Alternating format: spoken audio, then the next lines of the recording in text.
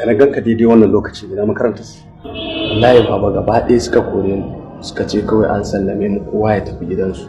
To me yasa? Wallahi ba mu san dalili ba mu kawai dai an ce mu tafi. Yanzu irin abin da za su yi mana ke duk da tsadar makarantar da ake jibgawa ƴaƴan wannan duk bata isa su ba.